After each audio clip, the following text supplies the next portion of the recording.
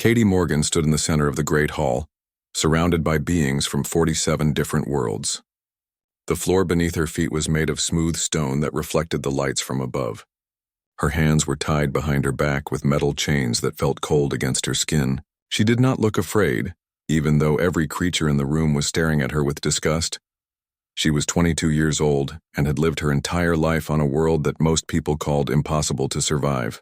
Her parents had named it Haven, but the rest of the galaxy knew it as Kepler 442b. The Galactic Council had put it on their list of death worlds 15 years ago. No one was supposed to live there. No one was supposed to survive there, but Katie had done both.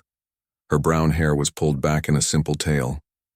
Her clothes were made from the hide of creatures that could cut through metal with their claws. Scars covered her arms and face, each one telling a story of a fight she had won. The beings in the hall looked at these scars and saw something that made them uncomfortable. They saw proof that humans could survive things that would kill anyone else. Ambassador Vex Thornan stood up from his seat. He was tall and thin, made of what looked like blue crystal. When he spoke, his voice sounded like breaking glass. "The human before us represents a danger to all civilized life," he said. "She has proven that her species can adapt to environments that should destroy them. This makes them unpredictable. This makes them a threat." Katie listened to these words without changing her expression. She had heard them before, in different ways from different people. Ever since the Council Patrol had found their settlement 3 months ago, she had been called dangerous, unnatural, wrong. All because she and her people had learned to live on a world that tried to kill them every day. The settlement on Haven had started with 200 humans whose ship had crashed during a storm. Katie's parents had been among them. The Council had received their distress signal, but no rescue mission had come. The official report said that the planet was too dangerous, that anyone who crashed there would be dead within days, so they had marked the ship as lost and forgotten about it. They were wrong. Katie's father had taught her to hunt the glass-backed lizards that could slice through stone. Her mother had shown her which plants could be eaten, and which ones would melt her from the inside. The other survivors had shared their knowledge too. They learned together, fought together, and built a life together on a world that wanted them dead. The settlement grew. Children were born. Houses were built from the bones of massive creatures that lived in the deep caves. Gardens were planted using soil mixed with ash from the regular acid rains. It was not an easy life, but it was their life. Katie became the settlement's best hunter when she was 16. She could track the shadow cats that moved faster than the eye could see. She had killed a razor-winged bird with her bare hands when it attacked her younger sister. Last year, she had faced down an alpha predator that stood 12 feet tall and had teeth like swords. She won that fight too. When the Council Patrol found them, they expected to find bones and ruins.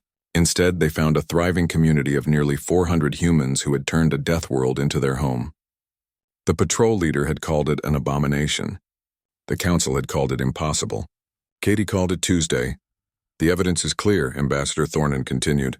"This human has personally killed creatures that require military bombardment to eliminate. She shows no fear response to lethal environments. Her very existence proves that humans are too dangerous to coexist with civilized species." Other voices joined in. A creature that looked like a walking tree spoke about the importance of order and safety. A being made of flowing water talked about the need to protect peaceful worlds from human expansion. They all agreed on one thing. Katie Morgan was too dangerous to be allowed in civilized space. Zara Kelvin was the only human with a seat on the council. She stood up and tried to defend Katie. "This young woman is not a threat," she said. "She is a survivor. Her people adapted to their environment because they had no choice. They should be celebrated, not punished." But her voice was just one among many. The vote was called. 46 voices said yes to exile. Only one said no. The sentence was simple. Katie Morgan would be banished from all council space. She would never be allowed to return to any civilized world, including the human colonies that had joined the galactic community. Her settlement would be quarantined. No contact would be permitted. It would be as if they had never existed. Guards in full armor led Katie to a small ship at the docking bay. It was old and barely functional, with supplies that would last maybe 2 weeks. The navigation system was broken. The weapons did not work. It was designed to carry her far away from civilized space and leave her there to die. As they walked through the station corridors, people stopped to stare. Some looked curious. Others looked afraid. A few looked sorry. Katie ignored them all. She had learned long ago that other people's opinions could not hurt her unless she let them. At the ship, Zara Kelvin was waiting. She looked sad and angry at the same time. "I tried to stop this," she whispered to Katie. "They are terrified of what you represent. They see your strength and think it means you will hurt them." Katie looked at the small ship that would carry her away from everything she had ever known. "Maybe they are right to be afraid," she said quietly. "Maybe they should have thought about that before they made this decision." The ship's engines started with a sound like grinding metal. Katie took one last look at the station where the council had decided her fate.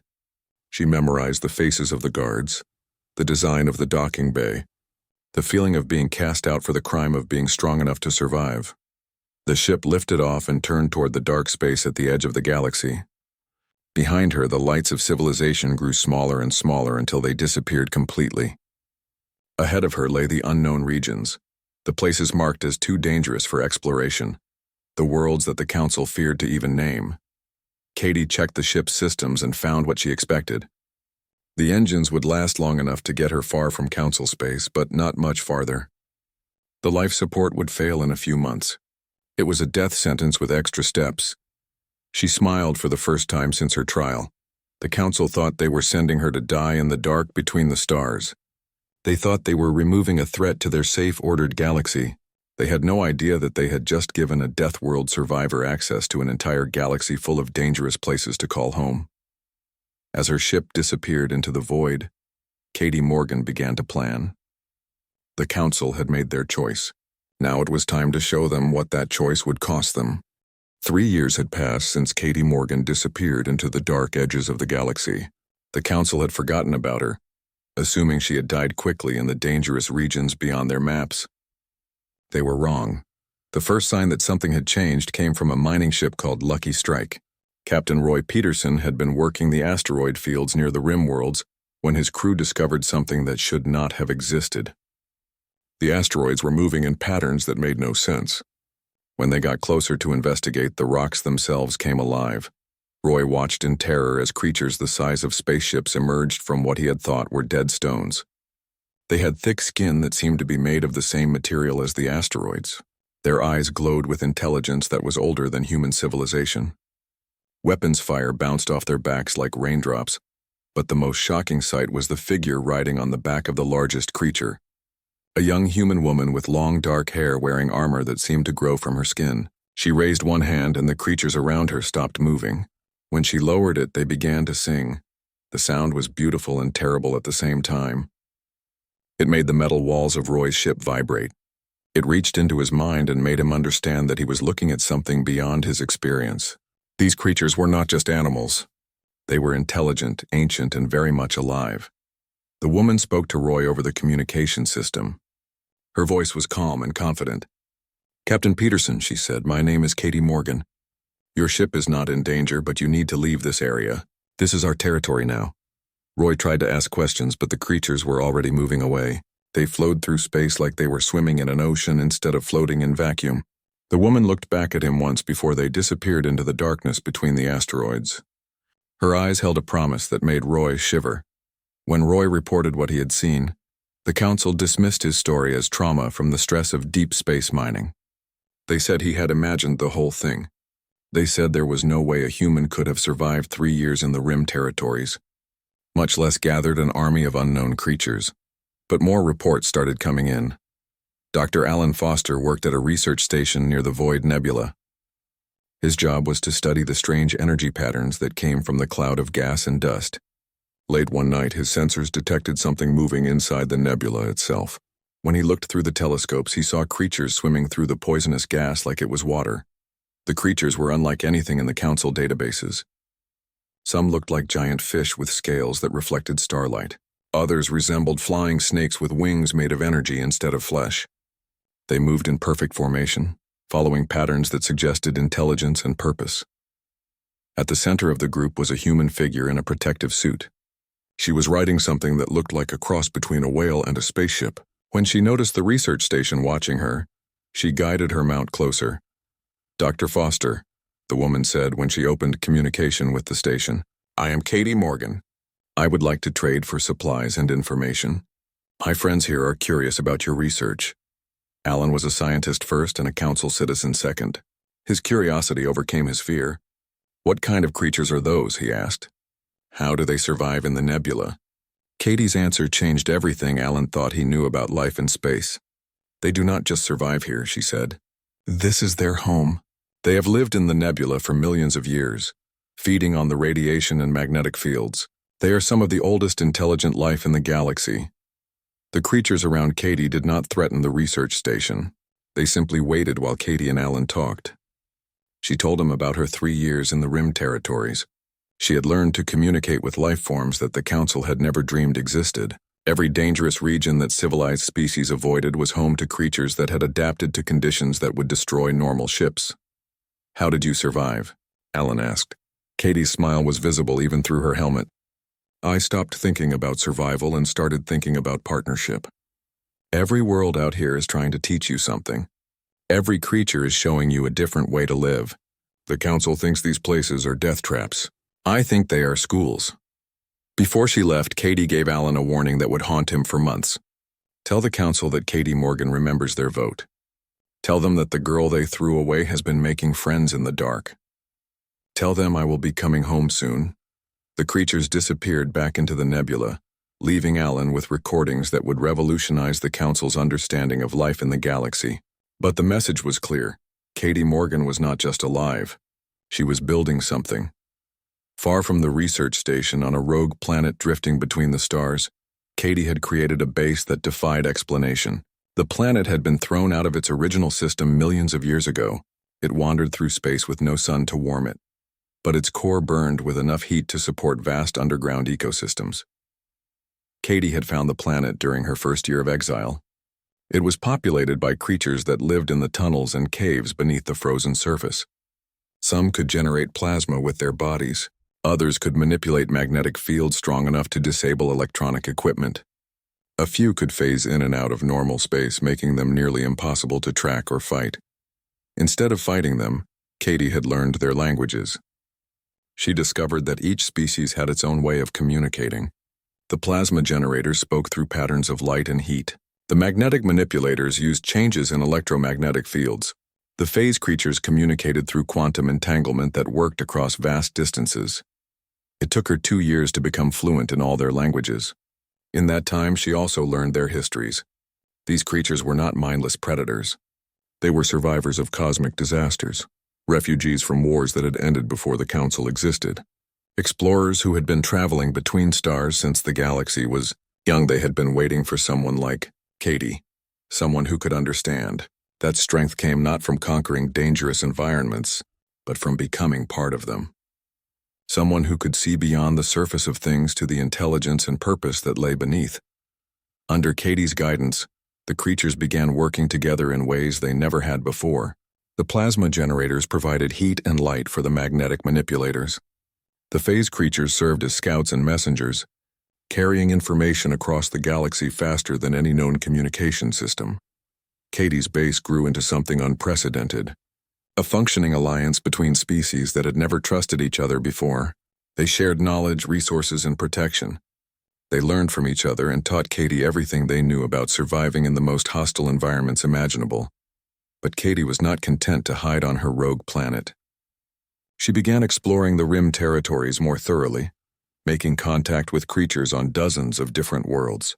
Each new alliance made her stronger and gave her access to knowledge that the Council had never imagined existed. She learned about creatures that could travel through black holes and emerge unharmed. She met hive minds that existed in the space between dimensions. She found beings of pure energy that had been born in the hearts of dying stars. All of them had one thing in common. They had been ignored or feared by civilized species for so long that they had forgotten anyone else existed. Katie reminded them that they were not alone. She showed them that there were others who understood that the galaxy's most dangerous places were also its most beautiful. As her 3rd year of exile ended, Katie looked out at her growing alliance and made a decision. The Council had sent her away to protect their safe, comfortable civilization from the dangerous human girl. It was time to show them what that girl had become. The creatures around her sensed her thoughts and began to prepare. They had been patient long enough. Their new alpha was ready to return home, and they would follow her anywhere she chose to go. New Geneva was a peaceful world known for its universities and diplomatic schools. The planet had strong defenses and a proud military tradition. On a quiet Tuesday morning, all of that changed in the space of a few heartbeats. Commander Lisa Park was monitoring the orbital defense systems when her screens went blank. For a moment, she thought there had been a system failure. Then the sensors came back online, and she saw something that made her blood freeze. The space around New Geneva was full of creatures that should not exist. They had appeared from the dark side of the moon without any warning. The defense grid had detected no ships, no energy signatures, nothing that suggested an incoming attack. But now the sky was filled with living things the size of battleships. Some looked like giant rays swimming through space, their wings spanning kilometers. Others resembled serpents with crystal armor that reflected the planet's defensive fire back at the installations that fired it. Smaller creatures darted between the larger ones, moving through vacuum as easily as if they were flying through air. At the center of the formation was something that defied description. It looked like a cross between a whale and a starship, with biomechanical parts that pulsed with internal light. Its size dwarfed the planet's largest defense stations. When it moved, space itself seemed to bend around it, but it was the figure riding on its back that sent panic through the defense forces. A human woman in armor that seemed to be alive, scales shifting color to match her surroundings. She sat calmly on the creature's head as if she were taking a morning ride through a garden, instead of commanding an invasion fleet. Governor Ben Watson received a transmission on all frequencies as the creatures took positions around the planet's major cities. The woman's voice was calm and controlled, but there was something beneath it that suggested barely contained power. Governor Watson, my name is Katie Morgan. 3 years ago, your council voted to send me into exile. Today, I have returned to discuss new terms for my citizenship. The creatures made no aggressive moves, but their presence was threat enough. Defense analysts quickly calculated that the bioforms surrounding New Geneva possessed enough firepower to crack the planet's crust. Yet they waited, holding position while their human leader requested a meeting. Governor Watson was a veteran diplomat who had negotiated peace treaties with hostile alien empires. But he had never faced anything like this. The reports from the Rim territories over the past few months had mentioned a human woman commanding unknown creatures, but no one had believed the stories could be true. "What do you want?" he asked over the communication channel, trying to keep his voice steady. "I want to talk," Katie replied, face to face. "In your central plaza. Just you, me, and the conversation we should have had 3 years ago." Watson looked at his military advisors who were frantically running battle simulations. Every scenario ended with the planet's destruction.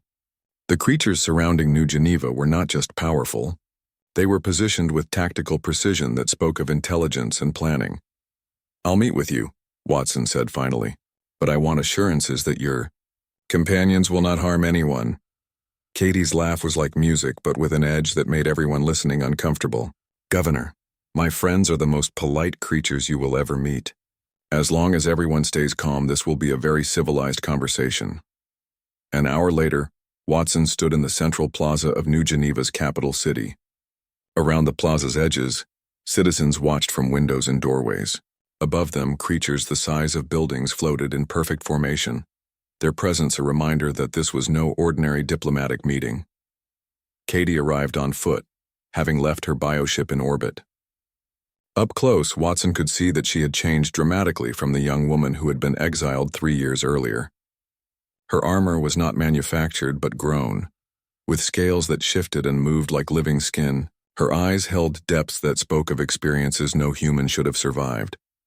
"You look well for someone who was supposed to die in the Rim territories," Watson said, trying to maintain diplomatic composure.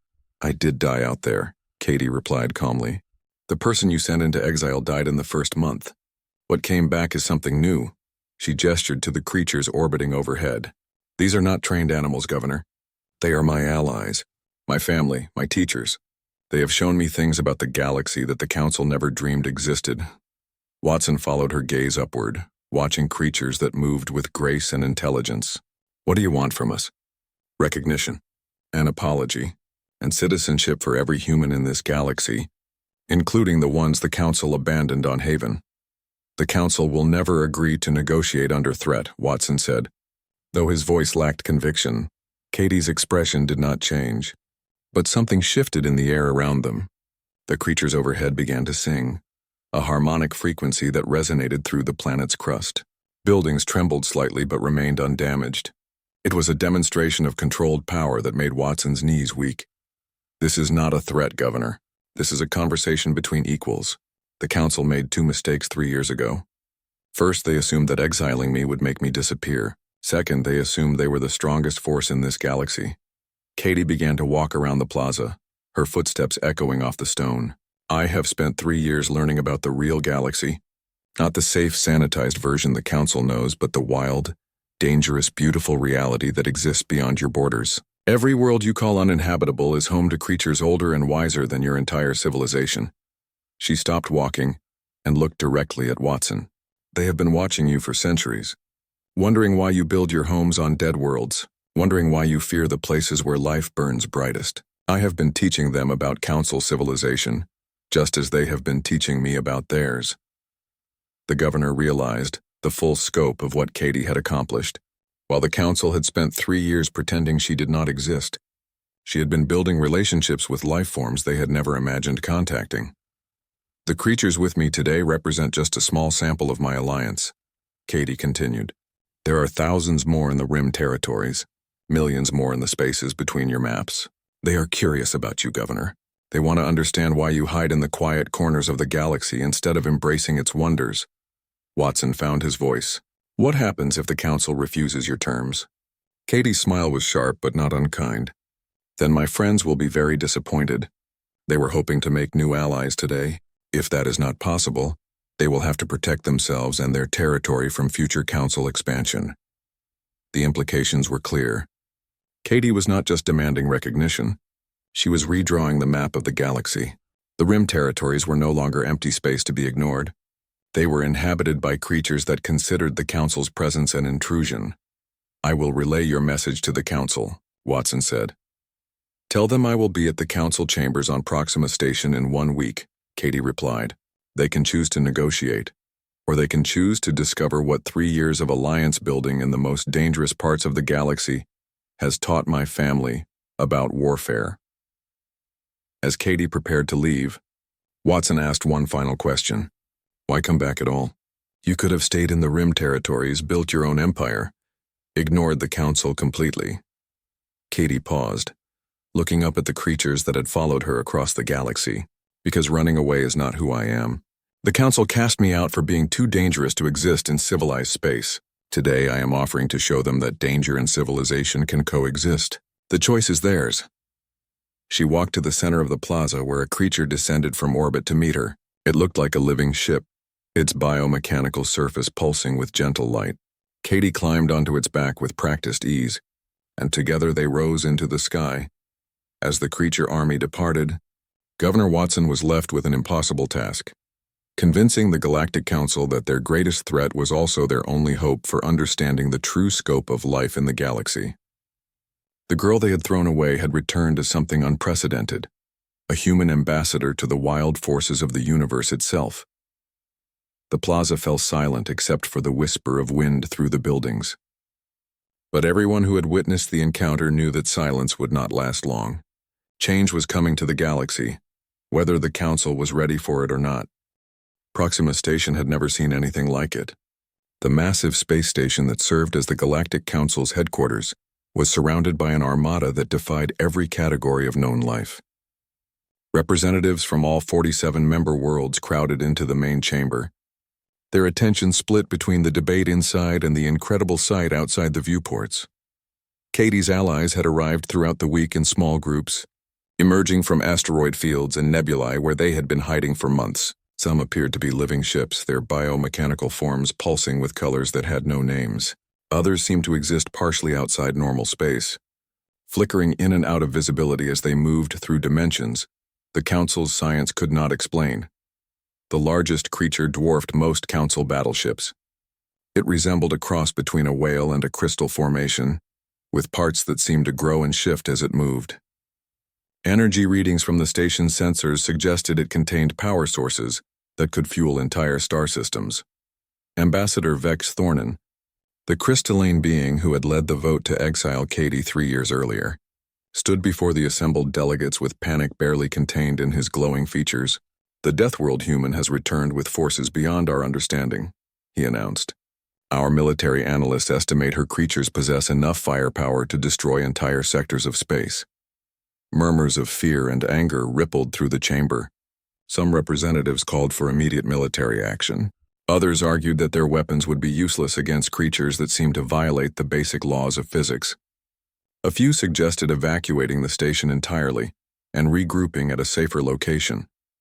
Zara Kelvin, the human representative who had tried to prevent Katie's exile, stood up slowly. "The question is not whether we can fight her," she said quietly. "The question is whether we should." Katie Morgan was cast out for surviving in conditions that would kill any of us. Now she has proven that survival instinct extends to building alliances we never thought possible. "She commands monsters," shouted a delegate from the Canopus system. "Creatures that should not exist." "She commands allies," Zara corrected. "Beings that have lived in this galaxy far longer than any of our civilizations. Perhaps we should ask ourselves why we never tried to communicate with them." The debate continued for hours. Military leaders presented battle plans that looked impressive on paper, but fell apart when faced with the reality of creatures that treated vacuum as their natural habitat. Diplomats argued about precedent and protocol while watching beings that had never heard of either concept. The deadlock was broken when Katie herself requested permission to address the council. A collective shudder ran through the chamber as delegates realized they would be face to face with someone who had become a legend of terror in the past week. She arrived alone, having left her creatures in orbit. But her presence filled the vast chamber in a way that made every delegate acutely aware of the power she now represented. Gone was the frightened young woman who had stood trial 3 years earlier. In her place was something entirely new. A human who had learned to thrive in the galaxy's most hostile environments and had convinced its apex predators to accept her as family. "Honored delegates," Katie began, her voice carrying easily through the chamber despite its enormous size. 3 years ago you voted to exile me because you feared what humanity might become if we learned to see Deathworlds as home instead of hell. Today, I am here to show you that your fears were both completely justified and utterly misguided. She activated a holographic display that showed star charts of the galactic rim. Dozens of systems previously marked as uninhabitable now showed signs of complex activity. Not colonies in the traditional sense, but something far more sophisticated. Integrated ecosystems where different species work together across multiple worlds. Every world you have marked as too dangerous to explore, every system you have written off as dead, they are alive, they are thriving, and now they are curious about the civilizations that have been hiding in the safe, quiet corners of the galaxy. The implications hit the council like a physical blow. Katie had not just survived her exile, she had opened diplomatic relations with ecosystems that predated galactic civilization by millions of years. "The creatures you see outside this station," Katie continued, "they have been watching your expansion for centuries. They have seen you build cities on dead worlds and wonder why you fear the places where life burns brightest. They have watched you develop technology to avoid danger instead of embracing it." A delegate from the Vega Confederation stood up. "What do these creatures want from us?" Katie's expression remained calm, but her eyes held depths that suggested experiences beyond normal understanding. "They want to understand why you are afraid of them. They want to know if your species are capable of growth, of learning, of becoming more than they are. They want to decide if you are worthy of sharing the galaxy with them." The chamber fell silent as the full weight of her words sank in. The council had always assumed they were the dominant force in the galaxy. Now they were discovering they had been newcomers all along, barely tolerated by ancient powers they had never known existed. Ambassador Thornan found his voice. "What are your terms?" Katie smiled, and for the first time since entering the chamber she looked genuinely pleased. "Simple. Recognition that humanity belongs in this galaxy as equal partners, not junior members or probationary citizens. An end to the quarantine on Haven, and transport home for every human who wants to leave. And a formal apology for 3 years of exile based on fear instead of understanding." "And if we refuse?" Thornan asked, though his crystalline form had dimmed with worry. Then my family will be disappointed, Katie replied. They came here hoping to make new friends. If that is not possible, they will have to protect their territory from further council expansion into the Rim territories. The threat was clear but not delivered with malice. Katie was offering the council a choice. Accept humanity as equals and gain access to allies beyond imagination, or face the consequences of turning the galaxy's most successful apex predator diplomats into enemies. The debate that followed was brief. Some delegates argued for military resistance, but their voices were quickly silenced by tactical analyses that showed the hopelessness of such action. Others suggested negotiation from a position of strength, until it was pointed out that they had no strength to negotiate from. When the vote was called, it was unanimous. Not because the delegates supported Katie's demands, but because they had finally understood the choice before them. They could evolve or become extinct, and evolution required accepting uncomfortable truths about their place in the galaxy. The Council accepts your terms, Thornton announced, his voice heavy with defeat and reluctant admiration. But Katie was not finished. There is one more thing, she said as delegates prepared to adjourn. My alliance extends beyond the Rim territories now. We have been exploring regions that your maps do not even acknowledge. There are wonders out there that your science cannot explain, and dangers that your military cannot imagine.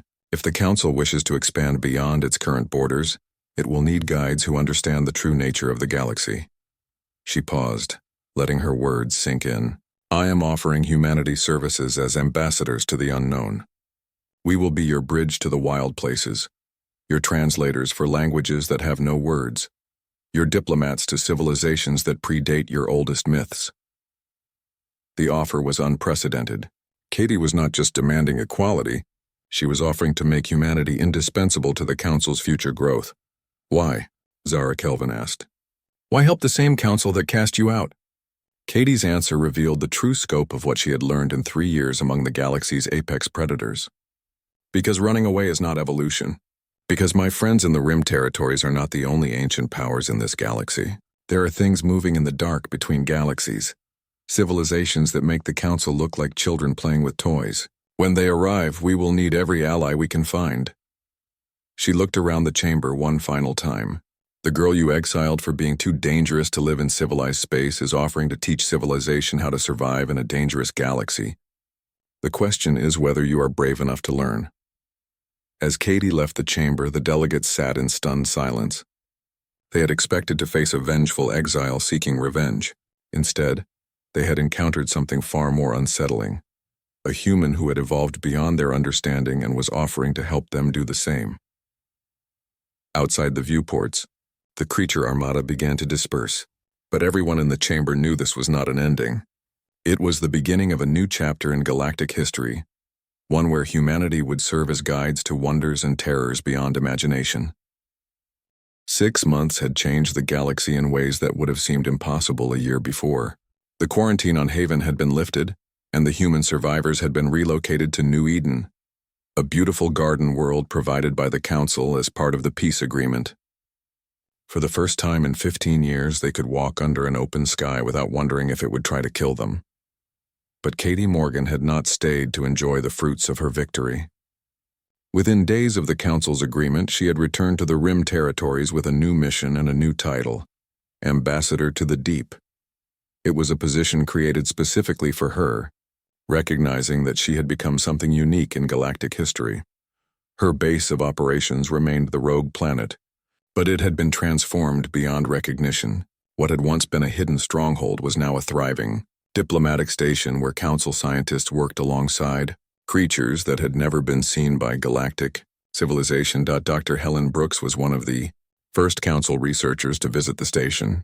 Her reports would reshape everything the galaxy thought it knew about life itself. Ambassador Morgan has achieved something we believed impossible, she wrote in her first transmission back to Council space. She has created a functioning ecosystem where apex predators from dozens of different worlds not only coexist peacefully, but work together toward common goals. The creatures Katie had befriended proved to be remarkable teachers. The crystalline beings that fed on stellar radiation shared techniques for energy manipulation that made Council power systems look like children's toys. The void swimmers demonstrated methods of faster-than-light travel that required no fuel and produced no waste. The magnetic manipulators from the planet's core taught new principles of physics that could reshape matter at the molecular level. But perhaps most importantly, they provided a new way of thinking about survival, where council species had learned to avoid danger. Katie's allies had learned to embrace it, to find strength in adversity and wisdom in struggle. Captain Roy Peterson, the mining ship captain whose encounter with Katie had first alerted the council to her return, now served as her liaison to human space. During his regular visits to the deep station, he marveled at what the exiled girl had accomplished. She did not just survive being thrown to the wolves, he told his crew after one visit. She became the Wolf Queen, and then she taught the wolves to dream. The transformation extended far beyond politics and diplomacy. Human colonies throughout council space began reporting unprecedented success rates on challenging worlds. Young humans, inspired by Katie's example, volunteered for assignments on frontier planets that other species avoided. They brought with them the lesson Katie had learned on Haven, that survival was not about avoiding danger, but about learning to dance with it. The change in perspective was revolutionary. Where other species saw hostile environments, humans began to see opportunities for growth. Where others saw deadly creatures, humans saw potential allies. The galaxy's most dangerous places became humanity's specialty, but the most profound changes were happening at Katie's station. Deep in the tunnels of the rogue planet, she had established something unprecedented, a school where beings from across the galaxy could learn from each other. Students came from council worlds to study with creatures that had survived in environments that would destroy most technology. The plasma generators taught young engineers how to work with living energy. The phase shifters showed physicists new ways to manipulate space and time. The magnetic controllers demonstrated biotechnology that grew instead of being manufactured. In return, the students shared knowledge from civilized space, mathematics and art, literature and music, philosophy and science. For the first time in millions of years, the ancient creatures of the Rim territories were learning about cultures that built beauty, instead of just surviving. Katie moved through it all like a conductor leading an orchestra. She spoke the language of each species fluently, translating not just words but entire ways of thinking.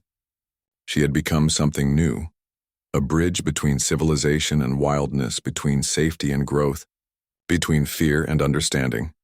The most remarkable thing about Ambassador Morgan, Dr. Brooks wrote in her final report, is not that she survived 3 years among apex predators. It is that she convinced them to become teachers instead of hunters. The success of the deep station led to requests for similar facilities throughout the galaxy. Human teams worked with Katie's creatures to establish outposts in regions that had been considered permanently uninhabitable. Each new station became a center of learning and growth, a place where the impossible became routine. Pirates who had terrorized shipping lanes for decades suddenly found themselves facing creatures that treated vacuum as their natural hunting ground. Hostile alien incursions from outside the galaxy met resistance from bioforms that considered entire star systems their territory to defend. But the most important changes were philosophical. The Council had been built on the principle of finding safety through order, of creating civilization by conquering chaos. Katie's alliance suggested a different approach, finding strength through integration with the forces that shaped the universe itself. As she stood on the observation deck of her station, watching her creatures play in the radiation storms of a nearby pulsar, Katie reflected on the journey that had brought her here. 3 years ago, she had been a frightened young woman facing exile for the crime of being too adaptable. Now she was something that had never existed before. A human who spoke the language of stars and taught ancient predators to dream of diplomacy. She was proof that humanity's greatest strength was not its technology or its weapons, but its ability to find common ground with any form of life, no matter how alien or dangerous. A communication signal interrupted her thoughts. It was Zara Kelvin, calling from the council chambers on Proxima Station. "Katie," the older woman said, her face appearing on the holographic display. "We have received reports of something moving in the space between galaxies. Our long-range sensors are detecting organized activity on a scale we have never imagined. We need your help." Katie smiled, feeling the familiar thrill of a new challenge. Around her, the creatures sensed her excitement and began to gather. They had learned to recognize the signs that their alpha was preparing for another adventure. "Send me the data," Katie replied. My family and I will take a look." As the transmission ended, Katie felt the weight of responsibility settle on her shoulders. The galaxy was vast and full of wonders that the Council was only beginning to understand. At its edges, in the deep places where life burned brightest and most dangerous, she stood guard. She was no longer the girl who had been banished from civilization. She was the woman who had brought civilization to places it had never dared to go. She was the bridge between two kinds of life, the safe and predictable and the wild and free. And in that role, both sides had found something they had never known they were missing. A partner who understood that the most dangerous thing in the universe was not what was trying to kill you, but what was trying to teach you how to truly live. The future was uncertain, but Katie faced it with confidence. She had learned the most important lesson the galaxy could teach, that strength came not from avoiding challenges, but from embracing them. That wisdom came not from staying safe, but from dancing with danger, and that the greatest adventures always began when someone was brave enough to step into the unknown. Behind her, the creatures of the deep station began to sing, their voices joining in harmonies that had never been heard before Katie taught them to dream together. It was the sound of evolution itself, of life reaching toward new possibilities. The exile had returned home, not as a conqueror, but as a teacher. And under her guidance, the galaxy was learning to become something it had never been before, truly alive.